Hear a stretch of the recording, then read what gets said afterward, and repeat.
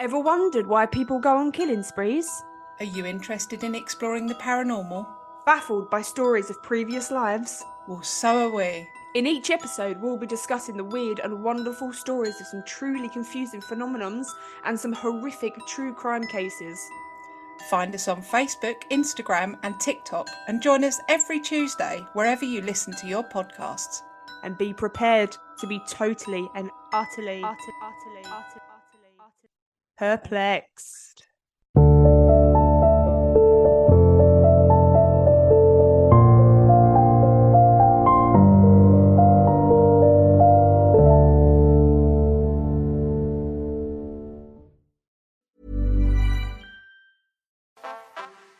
No matter how you travel, it's good to have a plan. Some people plan every minute.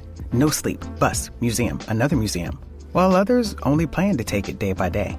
When it comes to your finances, a plan is just as important.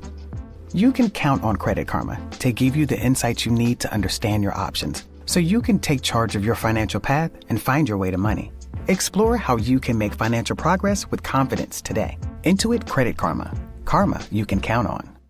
Bombas makes the most comfortable socks, underwear, and T-shirts. Warning, Bombas are so absurdly comfortable you may throw out all your other clothes. Sorry, do we legally have to say that? No, this is just how I talk, and I really love my Bombas.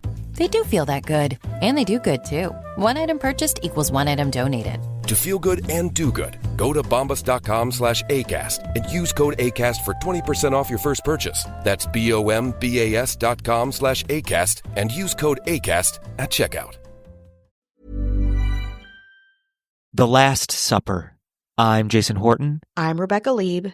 And this is Ghost Town.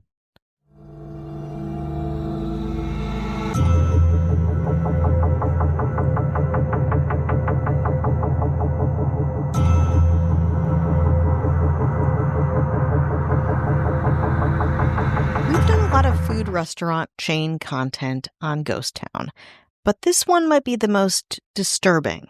Centered around a restaurant I know we haven't covered, the 152 outlet chain known as Marie Callender's.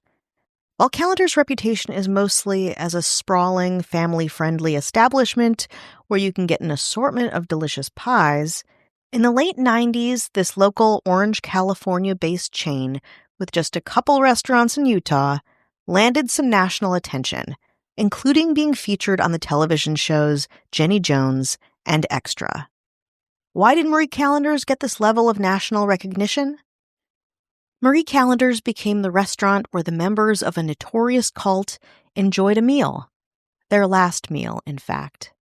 Today on Ghost Town, the last meal of the Heaven's Gate cult. The Heaven's Gate cult is such a specific tragedy of the 90s and the burgeoning internet era.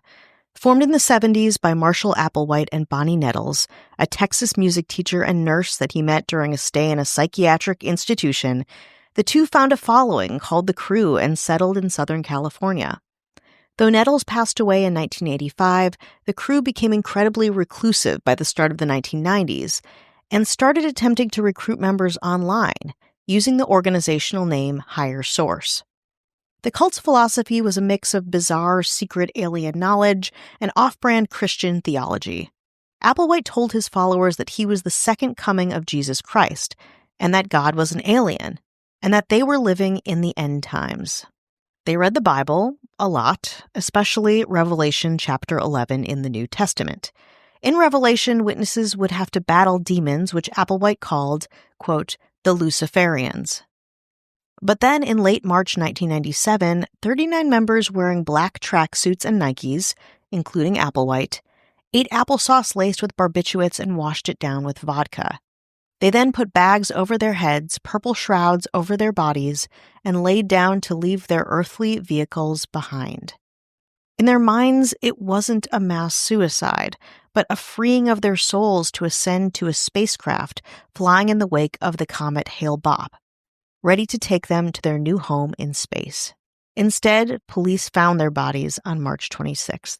As the investigation into Heaven's Gate commenced, a new dark detail emerged. That, of course, their suicide was premeditated, but also that the group had one final meal together before they left the planet.